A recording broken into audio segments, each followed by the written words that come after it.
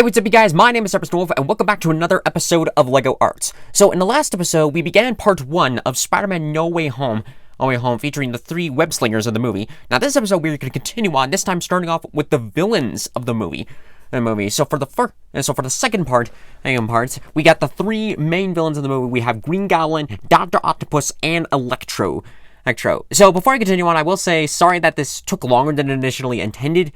I kept pushing things off back and forth here and there. I had finished Green Goblin and Dr. Octopus a long time ago, but Electro was one of the last characters for me to complete, solely because I was having difficulty of getting the right angles for this particular character and trying to figure out, okay, how do I approach this guy? So finally, I managed to finish him off yesterday, and I'm really proud with the final results with all these guys, all of them in general.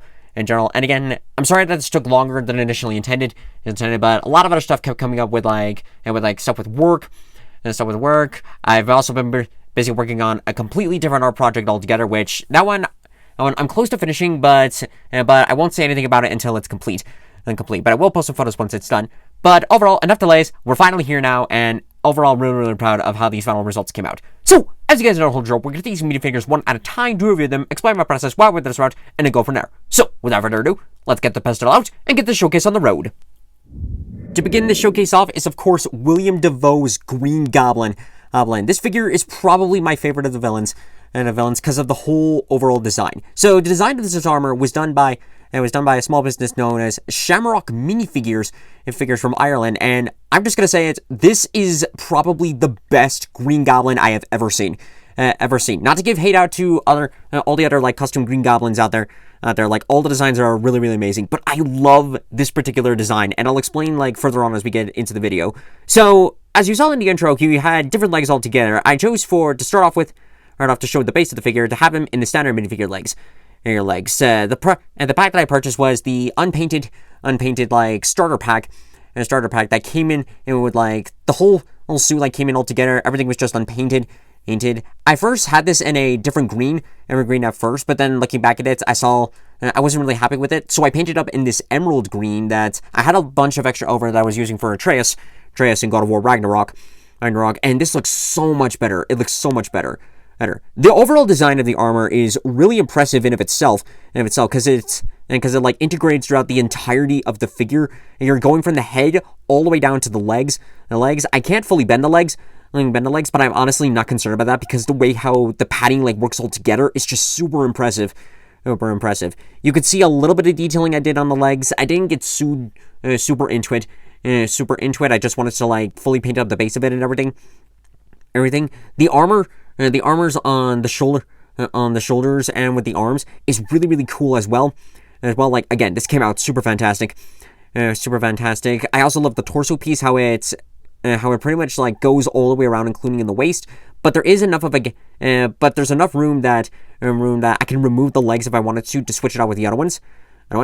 Also with this armor, as you can see, he's got a little pumpkin bomb that I just painted up in bronze and give it a little sea breeze for the lighting effect. Now, moving on with the helmet, I will say it's slightly inaccurate from the movie, but I'm not too concerned about that, because the way how it fits on with the rest of the suit is really, really cool. Cool as well. I painted it up first I did the green, and then I went back in with the gold eyes. The teeth I really like as well. I painted those up in a different green. And the inside of the mouth is actually a piece of fabric that I just cut out to sort of do the mouth cover piece on the inside. And as we see in the back, there is some detailing on the back, but you can't really see it. Let's see, because it kind of merged with the green. But that's not too big of a concern. So we could go ahead and remove the helmet, and underneath come up with these, and come up with a head for William Dafoe, which also came with the pack. And I gotta say, this looks really, really nice. I think it's a perfect, accurate representation of of William Dafoe's portrayal of Norman Osborn. So as you can see, on the front of the head, we got sort of his aggressive, angry kind of face, and on the back we get sort of his casual professional businessman kind of face. And overall, just looks really, really well done. I'd say that this looks really nice. Very nice. You can also see he comes up with a collar, on the neck, so that way he can cover it up firing up, so when you put on the helmet, it looks really, really accurate. Also, it's stuck with the torso, so it saves the painstaking process of putting it all together. But anyways, it also comes in with a hairpiece, which I think looks really nice. Really nice. Again, it matches up pretty well with William Dafoe's likeness for the character. And I'd say it looks really, really well done. Removing the pedestal off for a second, we can get a closer look at the glider. And this looks really, really impressive. Like with this glider. I did like a base paint of silver, and I went back with like this with the leftover dark purple that I used for Black Panther. Also came in with like some yellow to get like some of the extra detailing here and there. And again, this is really impressive with the overall design that they went for the glider. Unfortunately, I did actually break this glider by accident, because with these parts here, these are actually removable, so you could fit, and because they come in with two pairs, one for like a widespread and the other one for like regular minifigure legs. I accidentally broke one of the one of like the connector rods with this one by accident. So I decided to like just go ahead and glue it in, because I really wanted him in the wide stance, and I'll talk about that in a second. Again, also, what's nice about this glider is that it comes in with the base. Like you can see like the smoke trail along with what looks like a rooftop chimney pipe.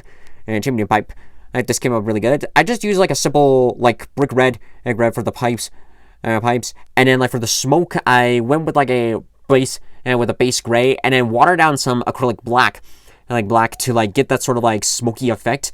And I think it came out really, really nice. And again, the overall design for the glider is really, really impressive. So setting that down for a second, we can bring back like with Goblin. As you can see, I removed the legs, and that's because I wanted to show these.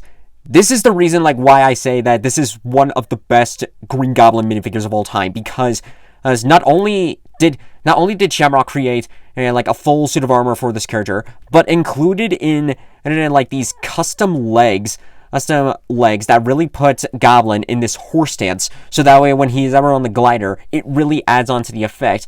And go ahead and attach them onto the glider, and you can really get that full effect of him zooming on the glider, throwing the pumpkin bombs and everything. It's just really, really amazing. Really amazing. Like, I love the extra detailing that they went with this. I always love like when customs go that extra mile of, even if it's like not really necessary, it's those small attention to details that I love when it comes to like these custom things, and overall really, really amazing. And like with the other legs, I can't fully bend these legs, but I'm not concerned about that, because it still looks amazing. It still looks really, really cool. And again, I'm not like blowing up smoke or basically saying like all the others suck, but this Green Goblin, I just gotta say, is like the best Green Goblin. It looks really, really fantastic, and overall just truly incredible. Next up on our list is Alfred Molina's Dr. Octopus. This is probably one of the few figures where I rarely did any customization to it, because the overall figure was done by Timinio, aka Micro-Me. I've done a video with like some of the products before with like the Doomslayer, and I really like their design on Dr. Octopus. When it came to approach to the character, I definitely wanted to like make him as accurate to the movie as possible, but had some difficulty with it. I did consider purchasing like one of Nate's minifigs like Doc Ock arms, but from what I've heard, he's been having difficulty of getting them off like into production, and they've had to be pushed back for a while. And also I wasn't able to get it in time to do the pre-order, but that's all right. Like, I hope he like gets things figured out and everything. But I did saw that Timinio was doing like some new his own representation of Dr. Octopus, and I decided to go ahead and grab like a full printed figure of that guy, because one, it would have saved the time of trying to figure out how I would have been able to have done the full figure itself, and also when it came to purchasing the unpainted kit sets, it would have been more expensive to like get the arms individually instead of just going ahead and just like purchasing the full figure together. I don't know why, but that was sort of the case. But anyways, like as we can see with the whole figure itself, we got like some printing like on the arms, and there's some more printing on the inside, but it's a pain to remove the coat. The coat itself though is pretty cool. I do like the detailing easily of like you could sort of see the wrinkles on the coat, the magnets of where you would connect the arms, and I also, so like you could see on the back of sort of like the spine cords that connects around around the figure, which I think looks really cool. Really cool. Also, we get like this nice printed face interface for like Doc Ock's likeness.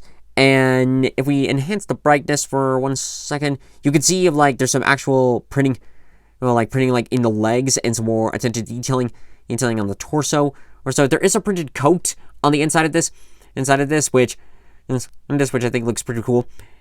And the hair design was also a custom hair, as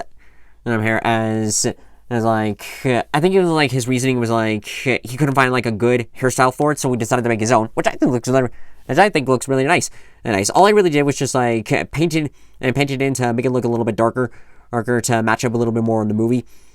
Other than that, this overall figure looks really nice. I really do like it. Removing the pedestal once more, we can get a full view of the tentacles, which I think look really impressive. I love Tominio's approach like with the attention to detailing like with the tentacles, how you can really see the design overall with them. And the nice part about this is that it actually comes in with like different pairs. So as you can see, like on the bottom, it's got the widespread, so that way you can like stand up the figure, and then like on the top part, it's got first a claw shape, and if you didn't want like the claw, say if you wanted to change it up, it also comes in with a pair of like the closed off tentacles, so where it can be sort of like a spear almost, or just sort of like to recreate the scene and create a few scenes for where like they're closed off. Which if you can like add that in, it looks really nice. And I also like that they come with their own arms, so that way it'll be easier to take them out and place them in. I did purchase this before the nanotech arms were released. He did do some nanotech arms, which look really cool. Cool, but those things sold out extremely fast. So I probably won't be able to do the nanotech arms in the future. Well, maybe. I won't say probably not. But even if not, I still like the overall design of this, because even though there wasn't like, even if I hadn't done this for like No Way Home, this also could have been pulled off perfectly for like a Spider-Man 2 kind of showcase, and it looks really nice.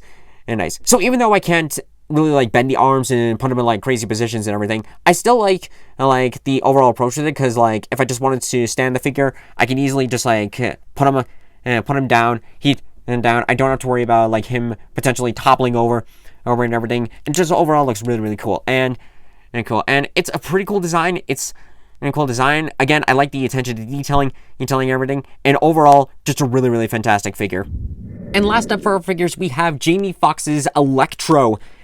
So as I said before, this was the last figure that I worked on for the showcase, and it was solely because I was having difficulty of making this guy. Out of all the characters, Electro was pretty much the toughest one, because I couldn't find because with the various angles of him, I couldn't find enough clear images to give me an overall idea of what the costume looked like, and he didn't even have this full design until the final battle. So it made it even more difficult. But once I figured out what I wanted to do, I finally got started to work, and I really like how this went. So the base of the figure was actually a knockoff figure that I purchased off of Etsy, and basically what I did was I kept the legs intact because I really liked the detailing of them, and just repainted up the torso, gave it 3D elements here and there, and it looks really nice. Very nice. So taking a closer look at it, so we could go ahead and whoopsies. First, let's go ahead and remove the head. We'll come back to that in a second. And same thing with this Lightning Edition. We'll come back to that in a bit. And just looking at the torso itself, I think it came out pretty cool. It's a various combination of with paint as well as using electric tape mixed with paper that I had left over from some jackets that I did, and then some Procreate clay to give it off with the final touches. So we can see on the front of the jacket, I kept some of the buckles on the detailing from the knockoff figure, and then just went in and adding some stuff like the yellow lines, the bell piece with the arc reactor, and the various cables wrapping all the way around with the figure. On the arms, you can see I added in the metal pads on the sides, and same thing with the cables. The back was partially from the one clear angle that I was able to see off of this I sort of just gave it a wild guess to paint it on there. So if it's inaccurate, I do apologize for that. But other than that, everything else was pretty much well done. With the cables themselves, as I was approaching with the cables cables. One of my original ideas was sort of doing something similar that I did with Ezra Miller's Flash from Snyder Cut.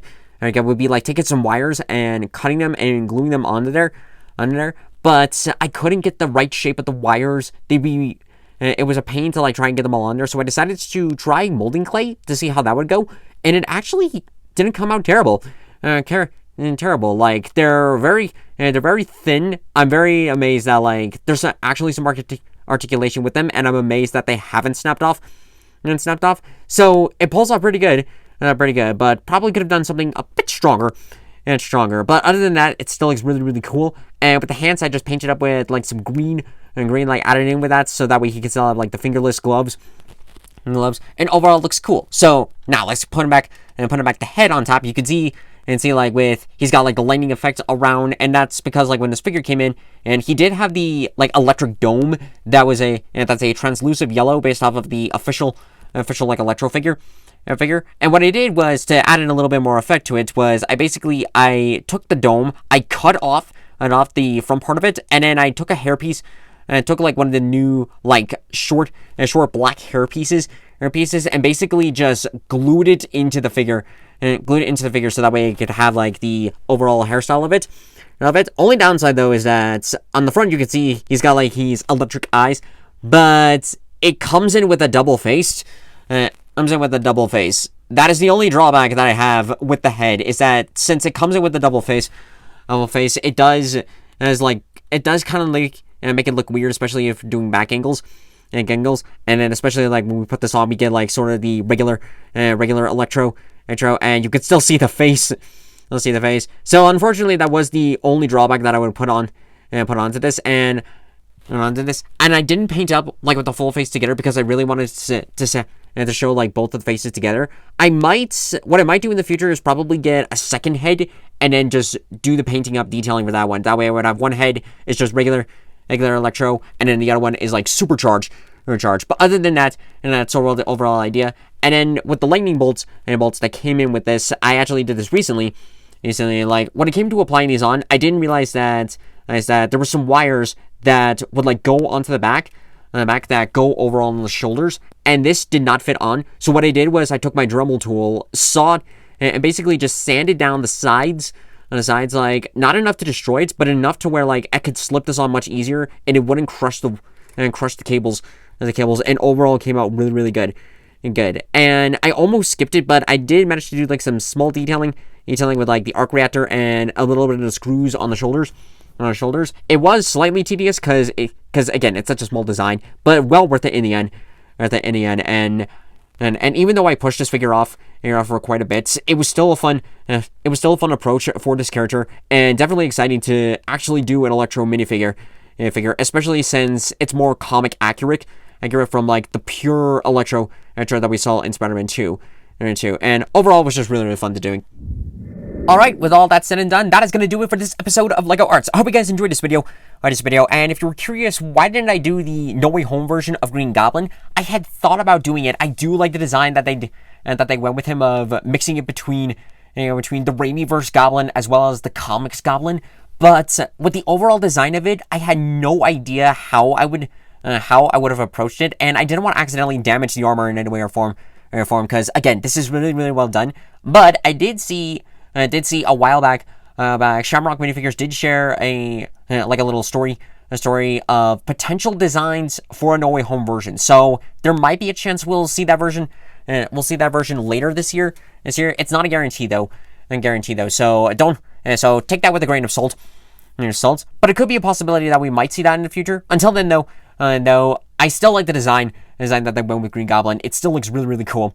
And a nice little callback to the 2002 version of him. Looks really, really nice.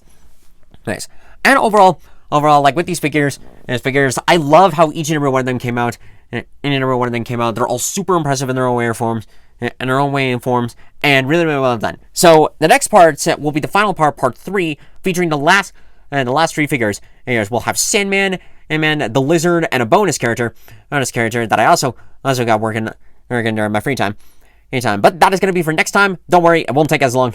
It won't take as long as this one, as this part done. And then after that, we're going to go back to some other projects that I got in the works. Thanks. And yeah, overall, that is going to be it. So, thank you everybody so much for watching this video, and I'll see you guys next time in the next video. Bye-bye!